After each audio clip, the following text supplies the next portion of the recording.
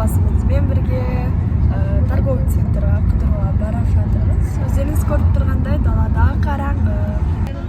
Қазір бізде сағат 7-ден 23 кетті. Сабақтан келіп, үйде тамағымызды ішіп алып, енді кинотеатрға баруға бара жатырмыз. Және де Раянды біраз ойнатып келуге. Міне қазір әкем заправкаға келді. Раяна, қайда барып жатырмыз? Киноға. Киноға? Сен не істейсің? Ойнайтын жерге барасың ба не? Кинода. Кіммен? Апам барады. Барады. Апаммен ойнайсың ба? Медея барады. Достар, біз торговый центрға келдік. Раяна мен апамды Раяна ойнайтын жерге кіргізіп кеттік. Енді қазір қыздар болып бәріміз бірге шопинг жасайтын боламыз. Киім алу керек. Маған нормальный киім алу керек. Қазір кинотеатрға кіреміз. Киноға.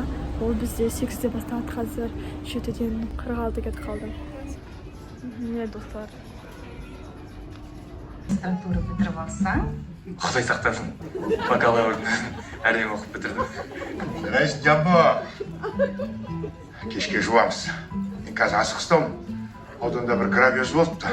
Қызбен сөйлесуім керек. Зорланған жоқ еді ғой. А? Қорланып қалған қалай. Жақсы. Мамасы? Бәке, айтпақшы. А че, батя прокурор ма? Я его. Қатын, сен үйге қайт.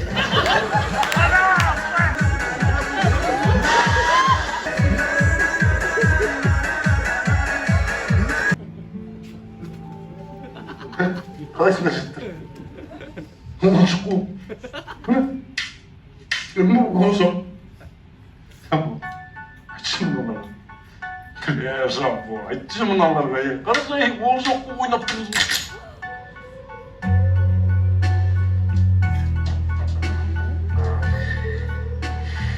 Мадияр, 5 жыл деген 5 секундтай өтеді дейді. Достар, біз міне шықтық. Кино Бекупы Джамбо деп аталады. Өте қызықты. Бәріңізге кеңес беремін. Мен 8 балл қоятын едім. Енді Раянаны осындай жерге ойнатуға алып келдік.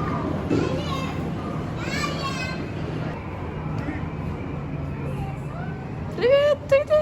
Давай, Джек. Достар, біз бутикта жүрміз. Өзімізге куртка қарап, киім қарап жүрміз. Маған осындай джинсылар ұнап тұр. Қазір осындай түстегі джинсылар өте модада. Және де үстімізге киетін киім алдық. И куртка мен сіздерге үйге барған соң обзор көрсететін боламын. Достар, біз мен өстіп курткамызды сатып келдік.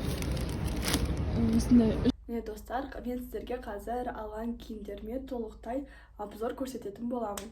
Біздің бірінші алғанымыз қазір ең бірінші үстіге киетін киімдерден бастайық.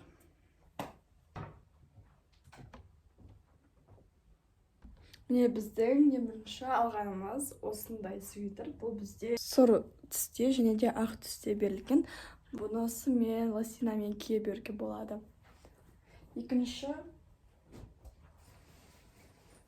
Екінші кофта, бұл бізде осындай жакет. Бұл бізде осындай жакет, немесе кофта, атын қалай айтатынын білмеймін. Бізде любой джинсымен кие беруге болады. Қазіргі таңда осындай пиджактар бізде модада. Қазір сіздерге киіп көрсететін боламын.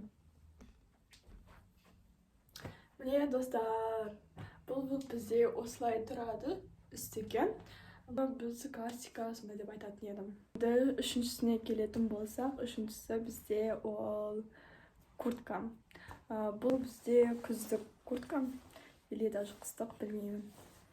Қазір сіздерге көрсететін боламын. Бізде осындай куртка. Бұны негізі мамам өзіне алған болатын. Міне қазір сіздерге киіп көрсететін боламын.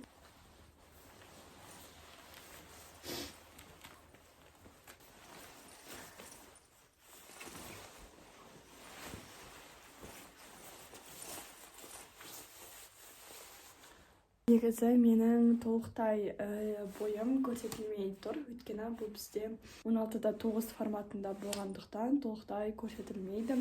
Ал оны толықтай көрсету үшін біз алыста тұруымыз керек. Сол себепті қазір сіздерге толықтай көрсетуге енді тырысамын. Бойымды толық көрсетпесем де. Осындай. Бұндай курткалар менің ойымша всегда үнемі модада болады. Ақ түстегі мынандай жүндер бар. Қалай айту керек екен білмеймін. Енді бізде 4-шісі менің ең сүйікті киімім. Бұл бізде куртка. Ол да бізде күздік болып саналады. Қазір енді сіздерге көрсететін боламын. Негізі әркімнің өзінің жеке стилі бар. Сіздерге менің алып жатқан киімдерім ұнамауы мүмкін, немесе ұнауы мүмкін. Ал олай болса, енді 4-шісіне де келіп жеттік. 4-шісі ол енді өзімнің киімім. Осындай куртка. Сіздерге ұнауы мүмкін, ұнамауы да мүмкін, бірақ ол өздеріңіз, бірақ маған өзіме ұнайды. Сондықтан сіздерге толықтай обзор көрсеткім келді. Енді қазір сіздерге киіп көрсететін боламын.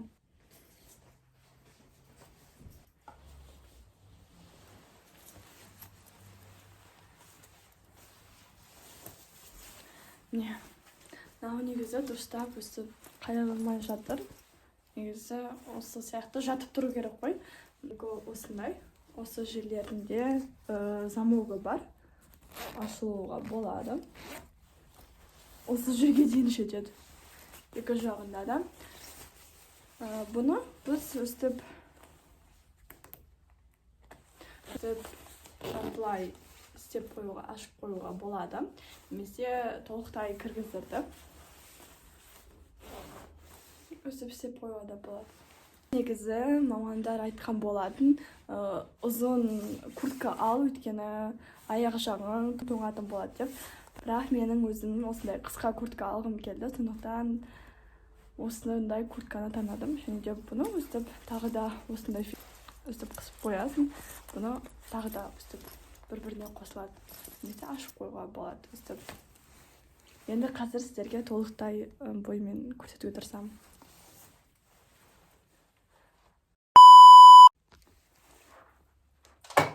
Бұның осындай асты жағында жүні бар. Бізде мамам екеуміздің курткамыз ұқсайды.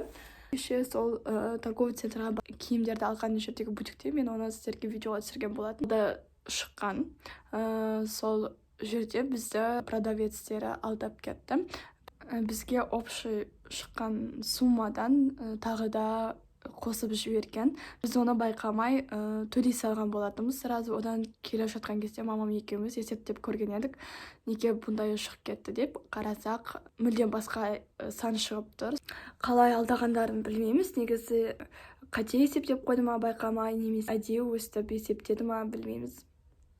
Достар, менің видеом осымен соңына дейін жетті. Видеоның соңына дейін көргендеріңізге көп-көп рахмет. Және де маған тіркелуді, лайк басуды, комментария қалдыруды ұмытпаңыздар.